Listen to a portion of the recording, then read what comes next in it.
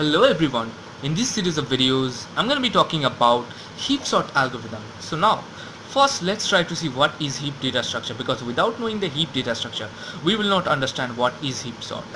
Well, a heap is a complete binary tree data structure in which value of the parent node is either greater or lesser than the value of its children. So what is the meaning of complete binary tree? So here is the definition of complete binary tree.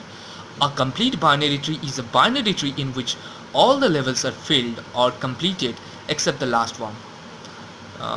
And all the nodes must have to be as left as possible. So here we can see that levels here in this binary tree there are three levels. So you can see that all the levels are filled. So this is a complete binary tree.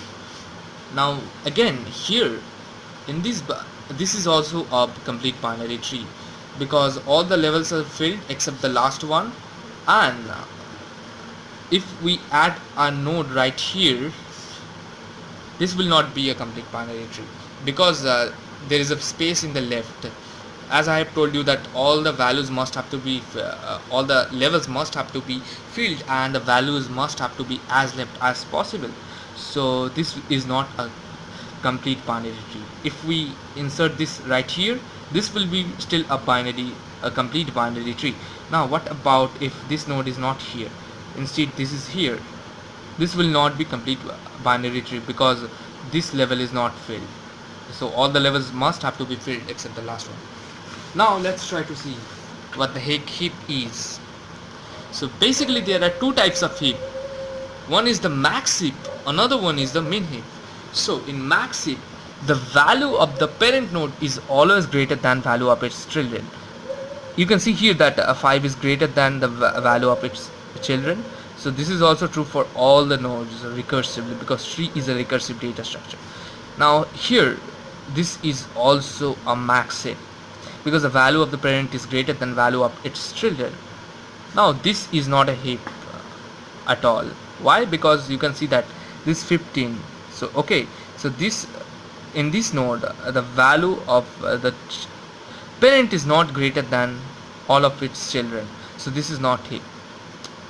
Now let's try to talk about how we can represent heap in computer's memory. Because our main purpose is to implement heap sort, so we must have to find some way to represent heap data structure in computer's memory. There are two options for implementing heap data structure. One is linked list, another is array. I'm not going to discuss about the linked list implementation because we will be trying to sort the arrays. So I will be showing you the implementation. Now here's the way how we can represent the heap in terms of array. So we will be taking an array whose size is equals to the number of nodes of this heap, and then we will start filling. So we will be adding all the values of the same level from left to right. So first I have added 1, then 2, 3, then 4, 5, 5, 6, and so on. So here comes the question, how we can find out the parent of some node if we know the index of some node, or we want to find out all the childrens of that node. How we can do that? Well, we can do that using some simple mathematical formula. Let's say that we want to find out the index of the parent of the node which is at index C. So how we can do that? We can use this formula. The index of the parent of C will be simply C minus 1 divided by 2, and we will be taking the integer part because index is an integer. So let's try to take an example. Let's say that we want to find out the parent of this node which is at index 5. What could be the parent? Well, the parent will be simply 5 minus 1 by 2, which is 2. So you can see that the 2 is the value at 2 is the parent of this node, that is 3. Again, what would happen if we have the index of the parent? We want to find out all its children. Then we can use this simple formula. One of the children will be this one, another children will be this one. Let's say that I want to find out all the children of 3. So the first child of 3 will be this one, that is at 5th index, and another one will be at 6th index, 5 and 6. You can see here.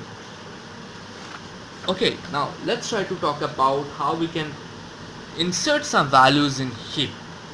uh, let's take this as max heap. So I want to insert some values in form of max heap. What I can do here, first I can add the value in the root node. Okay, so from then we will be adding all the values as leaf node, but after adding the value, the heap property may be changed, so we need to do something to restore the property of heap, and that thing will be known as up heapify. So after each insertion we will be checking whether heap property is violated or not. If the heap property is not satisfied, then we will be raising the value to its proper position to restore the heap property. Let's try to see this example. So first I have added 8. As I have told you that we will be adding all the values in terms of leaf node, so then next we cannot add this value 8 right here, because all the values should be at as left as possible. So I'm gonna add 8 right here, and then I'm gonna check whether this is violating the property of heap node. The value of the parent is not greater than the value of its children, so this is violating the property of max heap. So what I'm gonna do here, I'm gonna swap the value up with its parent. So this will come here and this will come here.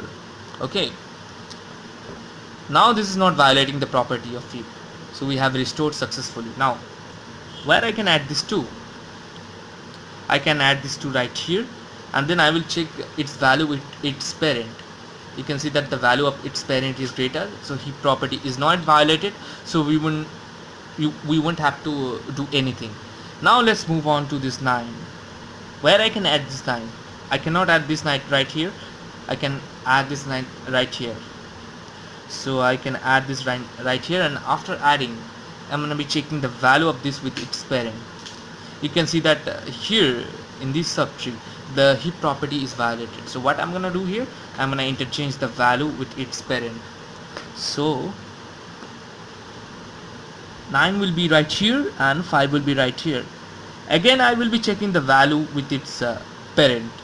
Again the heap property is violated, so we will be keep raising the value at proper position till the heap property is satisfied completely. Okay, now heap property is satisfied. Again I'm gonna add this value 11.